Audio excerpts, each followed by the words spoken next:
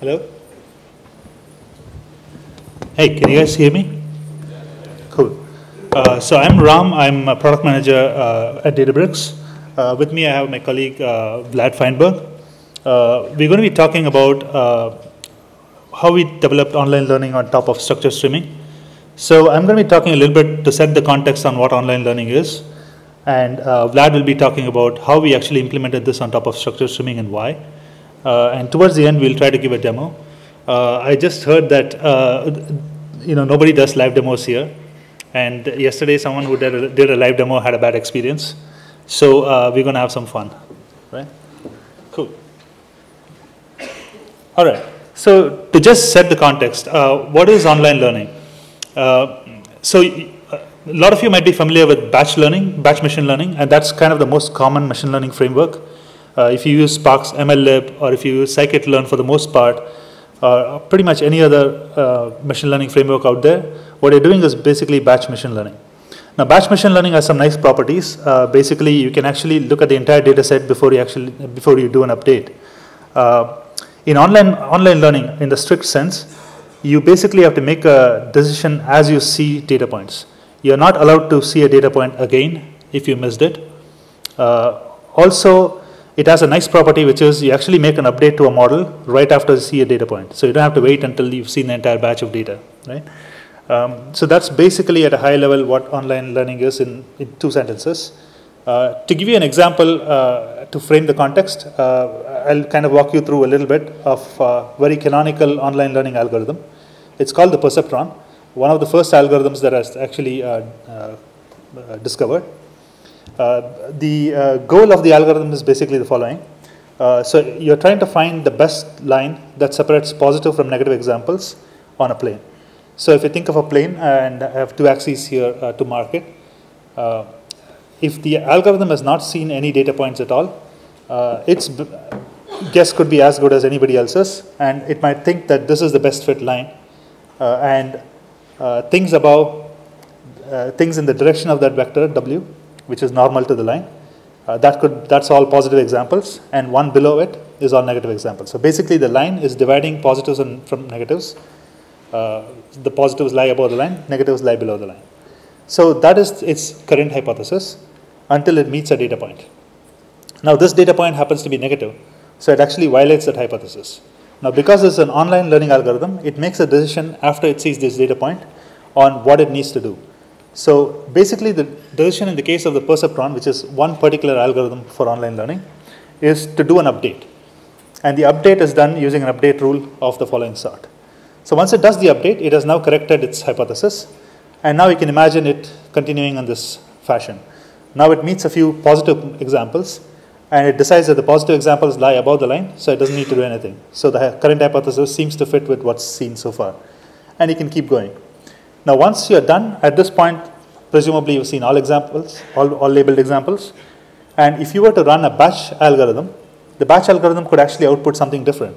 Maybe the best fit line after you see all examples is actually the one in dark red. In a sense, the online learning algorithm may not actually find the best fit line, right? But this is an example of an online learning algorithm. Basically, it makes a decision after every data point that it sees. So as we briefly mentioned, online learning is actually a restrictive setting. You kind of have to make a decision once you see a data point, and you cannot revisit that point again. So the question is, why do you want to learn online? Why would we want to learn online? So there are actually a couple of reasons. There's more than 2, but 2 good reasons to actually learn online. One is you're really interested in distributions that change over time. So if data distributions change, online learning algorithms actually adapt to the distribution on the fly, right?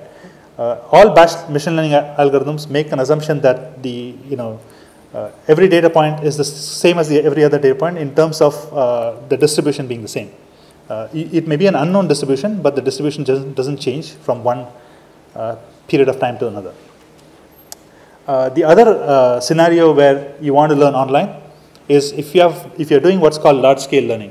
So you really have a large number of data points, and you also have a large number of features. So if you're trying to learn a good model, basically you're probably having a budget. So you have a certain amount of time and a certain accuracy you want to hit. And within these 2 constraints, you want to learn the best model that you can. And usually online algorithms in many scenarios are actually faster than batch algorithms in reaching that combination of objectives. Okay? So those are two good reasons why you want to learn online. Now, what we'll be talking about is an implementation of online learning on top of structured streaming, and that implementation is actually distributed because it's written on top of Spark, which is a distributed framework. If you're trying to do distributed online learning, there is roughly two ways you can do it. One is synchronous and the other is asynchronous. We're going to be talking about the synchronous setting because that's our current implementation. The primitives we'll talk about actually allow you to do asynchronous learning as well, though the current implementation doesn't do that. Okay? Now in the synchronous implementation, you basically divide up your training data into different machines. Each machine learns to update a model, and you now have a bunch of models that have been updated, and in every batch that is run, you basically have to do some kind of averaging before you output the true model, right? So what are the challenges in doing distributed online learning, right? First of all, there is basic challenges in just algorithms. So not all batch machine learning algorithms have efficient online versions, right? Today we are going to be talking about online learning, which does do that. So there are fairly efficient implementations for online learning. In particular, we'll be showing a demonstration of online SGD. But for different types of problems, there may not be competitive online versions. There is also a lack of infrastructure. So if you're looking at single machine online learning algorithms, one of the best that comes to mind is Vopal Wabbit. The problem is that it works great on a single machine, but it has a few issues. One is language bindings. The other problem is the distributed setting is not actually robust and not scalable, right? So what we are after is actually fault tolerant, scalable, and robust implementations. The other piece of the puzzle that we want to solve is we actually want to provide a framework that's actually extensible. Over the last several years, there have been a lot of online learning implementations. There's a lot of bells and whistles to online learning. In particular, different types of regret minimization. For example, online SGD that we have implemented. There could also be follow the regularized ruler. There's any number of variations of this. We cannot provide every single algorithm, but we can provide a substrate that allows you to implement the distributed versions of a lot of these algorithms. And that was one of our goals as well. So given that these are the challenges, we chose to meet these challenges in a couple of ways. First, we implemented online learning on top of structured streaming.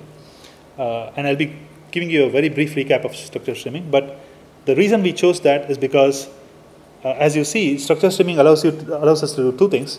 One thing is actually, it takes care of the infrastructure issues for us. So exactly once processing for machine learning algorithms and dealing with failures and restarts and so on without having to write a lot of code and allowing us to just focus on the algorithmic aspects of the problem. The other piece of it is also that we are able to plug into the structured streaming framework to expose extension points that allow you to implement other algorithms as well. So these are the two reasons why we chose structured streaming. Now, to give you a very, very brief recap of structured streaming, at a high level, there's a few points that make up structured streaming. One is it's a unifying API. There's only one single API. It's a data frame. The data frame API works for batch as well as streaming learning, streaming algorithms, as well as machine learning algorithms. For example, ML pipelines work with data frames. Graph frames work with data frames. Both streaming and SQL work with data frames, right? Structured streaming provides us exactly once end-to-end guarantees. That means that starting from a source to a sink, it actually is able to process data exactly once and deal with failures appropriately. And it does so by providing a lot of hooks into the sources and sinks so you can actually implement the right thing here. And we are able to leverage it a lot. And the last piece, which is actually not so relevant for the online learning that we're going to be talking about, but it's also a distinguishing aspect of structured streaming, is that it actually understands event time. So it understands external timestamps. So at a one sentence level, how does this work? So the guarantee that structured streaming provides for you is that at any point of time, the output of the application is basically the same or equivalent to executing a batch job on a prefix of data that's seen so far. Okay? And this is actually a strong guarantee. How does the system provide this guarantee? So it does so by using a few primitives. The first thing that it needs is that the input be logically thought of as an append-only table. So basically, data is being appended to over time, and that input data is being queried at certain points in time called triggers. So you set up triggers to basically decide how frequently to check for changes in this data, and the system runs these queries at those points in time. Queries could just be data frame operations, for example, maps, filters, reducers, and so on. They could also be more sophisticated aggregation operators and so on. One such operator that we implemented for specifically supporting streaming machine learning, but there's several operators that are already available out of the box in structured streaming. Now, as you run these queries, you basically produce results. So you take tables, the append-only table, run the query, and at each point you produce an intermediate result, and then you have to decide, basically the system allows you to decide what you do with this result. Do you want to output the incremental parts of the result out, or do you want to replace the old result with the new result, and so on. So these are what are called output modes. You could use complete mode, in which case you're completely replacing the old table with the new one, the old result with the new one. You could be appending, in which case you just write new rows out. Okay? Now, Vlad is going to be talking about how streaming ML was implemented on top of structured streaming using the primitives of structured streaming. Right. So as Rob mentioned, there's a lot of advantages to getting this working on structured streaming, having to do with the reliability that it provides. But in trying to place streaming ML on top of structured streaming, we had to make some pretty non-trivial changes to the Catalyst engine. So I'm going to briefly discuss the semantics of streaming machine learning, and then I'll touch on the implementation. As before, our input will be this ever-expanding table representing this incoming stream of labeled points. And we'll be running this streaming ML query that differs from traditional ML and traditional streaming aggregations. So unlike traditional ML, streaming ML only runs through the table once. It's an infinite table, so we can only go through it once. And unlike traditional streaming aggregations, we need to incorporate some notion of state in this streaming ML computation. Every online algorithm has some notion of model state, which updates as it sees new points. So in streaming ML, we need to provide for this exterior model state being injected into the function that's reading the growing input. So logically, what this means is at any given point, the prefix of your infinite table that currently exists in your system produces a model that has been trained on this prefix, and in complete output mode will generate a single row containing that model that's been trained on that input. So effectively, streaming ML generates a stream of models over time. So even though we established this theoretical expectation for streaming ML, there's some difficulties that we have to overcome. In a traditional streaming aggregation query, like a sum, you don't have to deal with any kind of existing state, because for summing, if you have a mini batch of data that comes in, you can start incrementing from 0 on separate machines to compute your partial sums, and then add it to whatever existing sum you have later. This relies on certain properties of these update functions. In the case of sum, it's associativity and commutativity. But for these online machine learning algorithms, we have neither. So the way that we get around this is to make certain kinds of assumptions about the convergence properties of these update functions that modify the state as they see data points. In particular, even though the non-determinism related to the way that we partition the data makes it hard to predict the exact values that the coefficients for our models will get at the end, we are still confident that they will converge to some kind of valid model after we run them, given the theoretical guarantees that we have for these updates. So in an effort to describe the control flow and partition dependence that this model has, we created this low-level API, which is called the Stateful aggregator. It's identical to the aggregator that already existed in Spark, except it introduces the notion of injecting the previous state into your computation.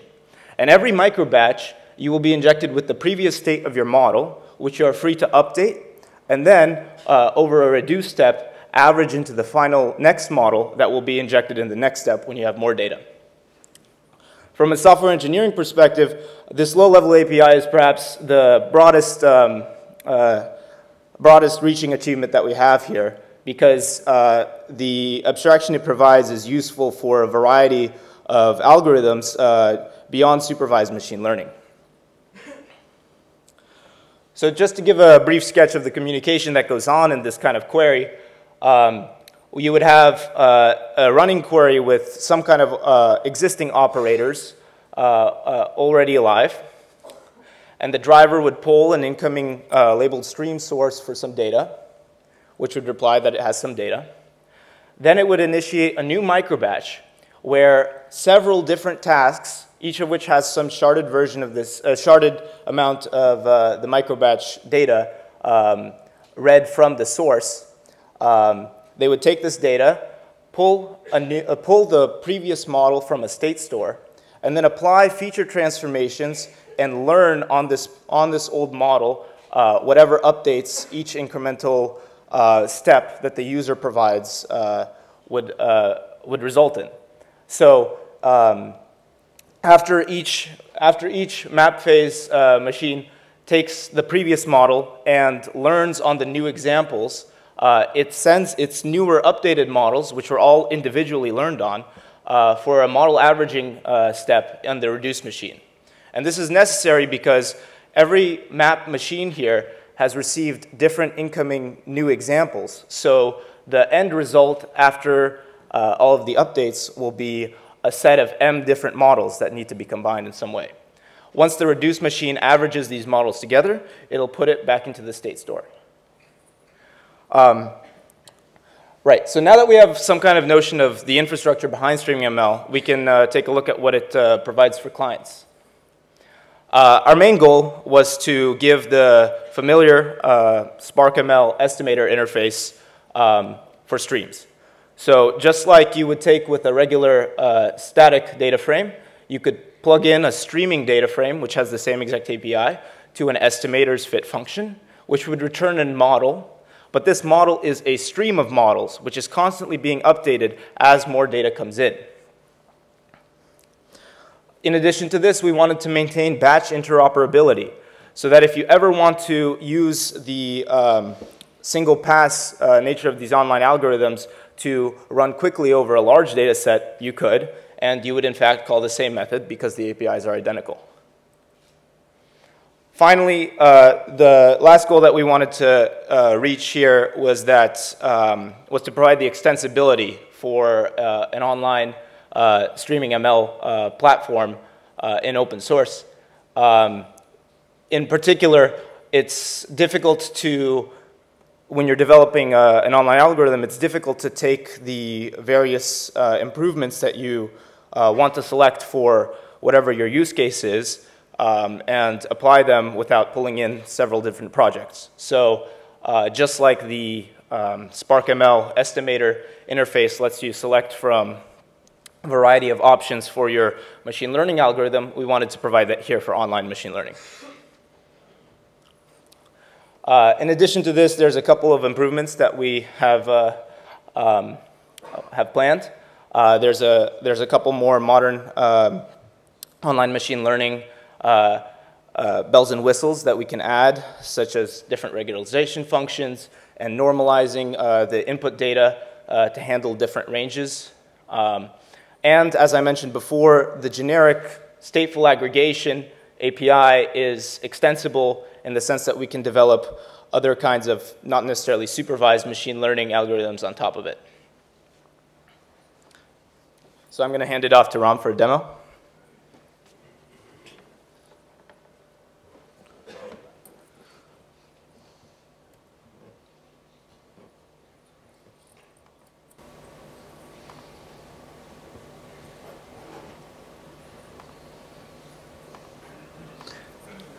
Can you all see this fine? The font and size? No? Okay. Is that better? Okay, cool. So Okay. I'm going to be giving a demo, and like I said, this is like one of maybe 2 live demos in this conference so far, if I hear somebody right. And the first live demo didn't go well, so it's a good start. What I'm going to try to illustrate for you is an example where you do online learning on a real-world data set. This is actually, for people who are familiar with it, this is called the malicious URL data set. Basically, it's a curated list of malicious URLs. And the features that went into this data set are things like domain name, IP addresses, whether this particular IP address was on a blacklist, list of IPs, and so on. And also various paths in the URL were extracted and featurized. But the end result of this data set is actually a kind of a sparse vector. So what I'm going to load for you and show you a little bit is how does this look. Okay. So the key thing is that this data set is actually sparse. I'm running this on a Databricks cluster. I've already launched a Spark cluster, and I have attached a notebook to it. What I'm going to do now is basically use SQL query, and this is static SQL, so this is not streaming yet. So I'm going to be basically loading this data set, and we're going to take a little bit of a look at it. Because the raw data is actually libsvm format, for those who are familiar with it, I actually have to convert it to machine learning features. So what I'm going to do is basically convert it to MLlib features.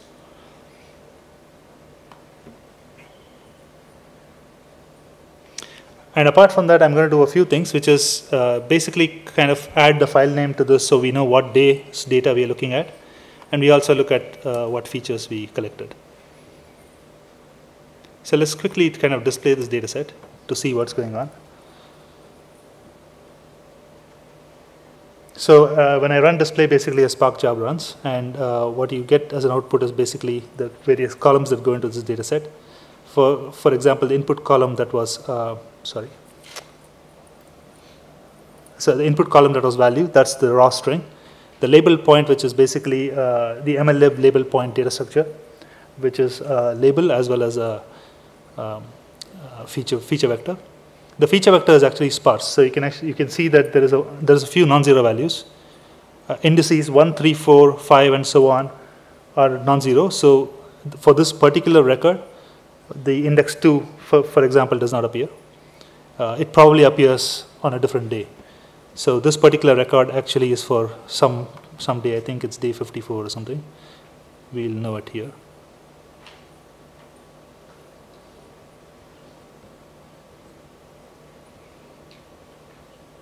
Yeah, so on day 54, for example, the index 2 did not appear, apart from a bunch of other indices, right?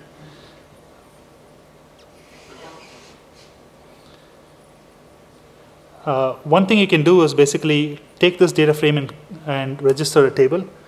And once you do that, you can actually query the table using SQL.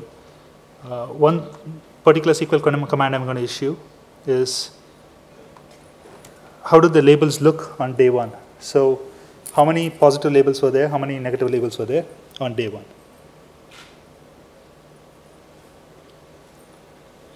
Okay, so it looks like the data set is not too imbalanced, right? So there's maybe twice as many negative labels as positive labels. That looks good.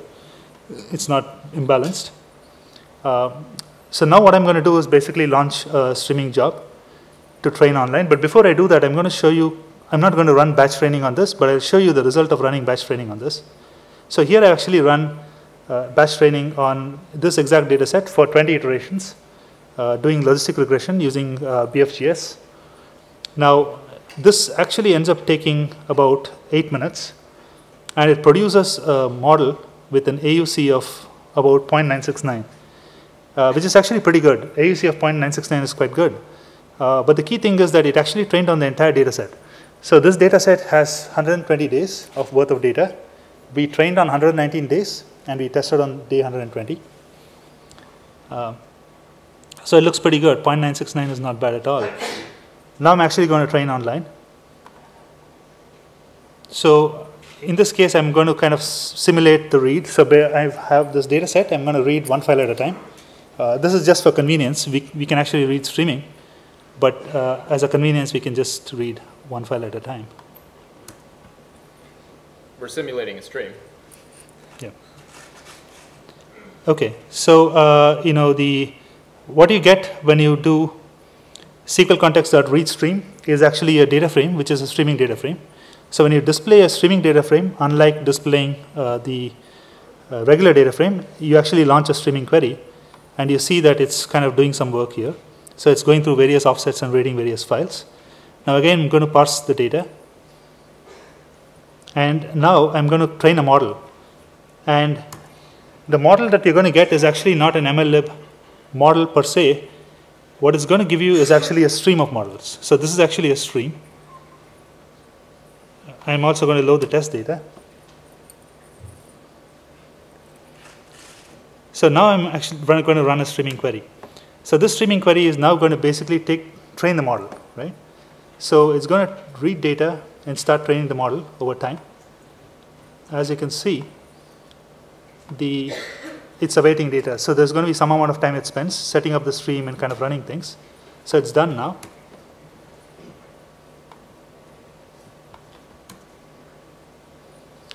So what I can do is now run. So maybe I'll take a step back. So what I was doing here is I was actually running a query, so launching a stream and basically updating models. What I was outputting was models were being written to something called a memory sink. So for those of you who are familiar with structured streaming has different types of sinks. In this case, I'm updating a model and kind of writing it to some in-memory sink. I'm not writing it to some fault-tolerant storage. That's just for demo purposes. I'm writing it to a memory sink. And I have a query that I ran just below, which was reading from that memory sink and basically running evaluation. So what it was doing is it was basically running an AUC computation on the last trained model by querying it from the memory sink. So as you can see, even after we just read 1 day's worth of data, the AUC is 0.97, which is actually better than the batch algorithm. So the batch algorithm took 8 minutes to basically train on 119 of 120 days and produce the strictly worse result than the online algorithm, which trained on only 1 day. Now, if I continue training this online algorithm, you will actually see the AUC change. So basically what's going to happen is, as you can see, you're going to get an AUC of 0.9786. It's not always guaranteed that the AUC is going to get better. You know, when it sees new features, for example, then the AUC may be lower. But the AUC does change. So this actually reflects that the model is being trained live, right? That's it. So the purpose of this demo basically was to show you kind of how online learning was implemented on top of structured streaming. And you can basically train models online. You're limited only by kind of how many, how fast your input sources read, and how fast your model store and can read data. So right now, intermediate models are actually stored in S3. But you can imagine storing them anywhere else. And the more scalable a model, more scalable state store that you use, the faster you can kind of update a model. But we're not fundamentally limited. Okay? I think that's basically all that I wanted to demonstrate in this demo. And I think we have about 1.5 minutes for questions.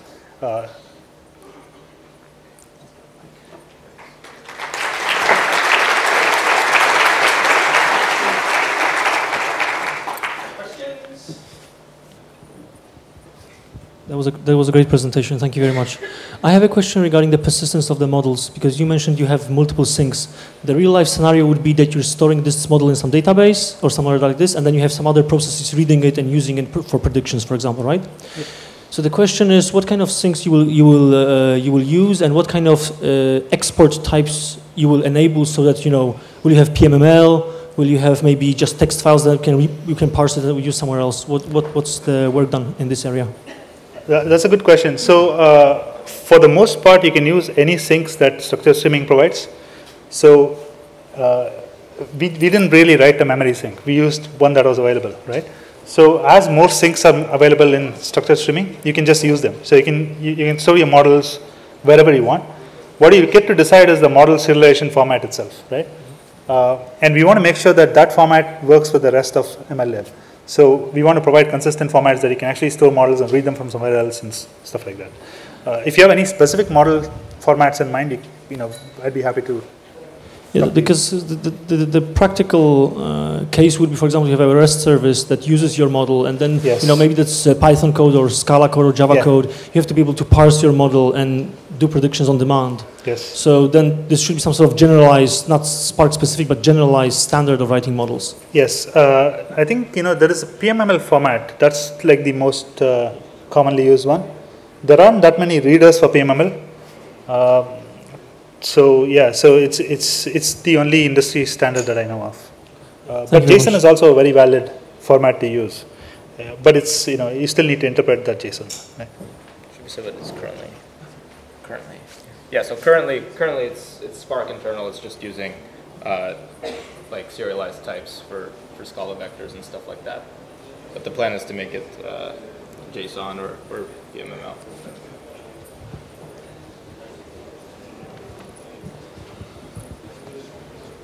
Hey, hello. I wanted to ask about the taking the average in the reducer step from the partial models. How do you do that? So the averaging step is actually something that needs to be done pretty delicately, and it's usually dependent on what algorithm you're using to update your model. If the model updates are being done in a batch stochastic gradient descent manner, then just a weighted average, weighted by the number of examples on each machine, would suffice. But if you're doing something more complicated with adaptive rates, like an ADAGRAD, then you need to compute more serious, an average in a different space, which is dependent on the amount of change that has been observed from the examples that a machine has. And so this has already been researched for Vopel-Wabbit on their Terascale learning paper. And so they discuss how to average in more complicated settings. All right, thank you. If I can have another question regarding the sources for the structured streaming. As I know, there's no connector for Kafka, for example. And do you know about any like enterprise deployment of such solution, and what do you propose to use as a source? Because we know that we can get it from the file, but that's not the case. Yeah, there is actually a Kafka source. So in 2.0.2, there is actually a Kafka source. There is, structured streaming is still being developed very rapidly, very actively. So I do expect a lot more sources to get added. If you have any specific sources in mind, do let us know. But there is actually a Kafka source, and you could use it today. Yeah, I think the most important point is that the interface accepts any streaming data frame. So it's a matter of structured streaming getting the input source. Okay, guys, I think we need to move on to the next speaker. So I think if you have questions, be sure and grab these guys during the coffee break. Thank you very much. Let's show our appreciation.